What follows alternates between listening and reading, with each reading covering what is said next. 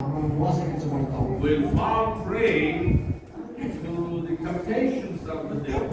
సత్యం మనలో లేకపోతే సాతాను యొక్క ఉచ్చులో అతి సులువుగా మనం చిక్కుకుంటాం. Somebody will come and depict some beautiful thing in front of our eyes just for a man.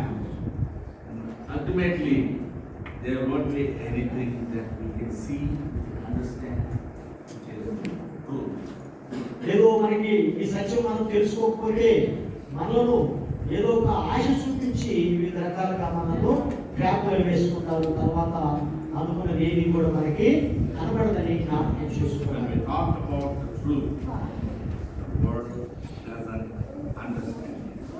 ఎప్పుడైతే మనం సత్యం మాట్లాడతామో ఈ సత్యం మాట్లాడినప్పుడు ఈ ప్రపంచము, ఈ దేశము, ఈ లోకం అర్థం చేసుకుంటాం. You will be isolated. మనం ఏమైపోతాం అంటే వేరుపరచబడతాం, అంటే వేరుగా ఉండాల్సి వస్తుంది. You will be automatically you will become none. అందుకని మనమందరం ఏమన్నా అల్పసంఖ్యాకులుగా క్రీస్తు యేసునందలి విమోచనం ద్వారా ఉచితంగా ఎంతకంటే అంతా 10,000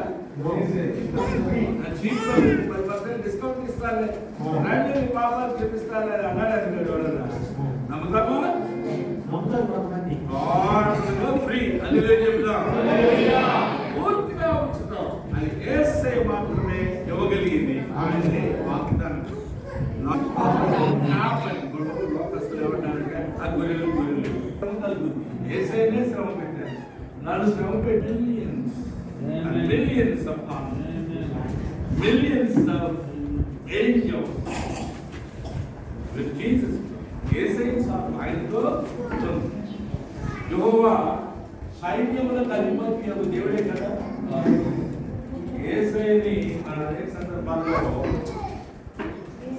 యెహోవాని కూడా అనవచ్చు. ఆయన సైన్యం, ఆయన వెంబడిస్తూ ఆయన ఏది ఆజ్ఞాపించితే అది చేయడానికి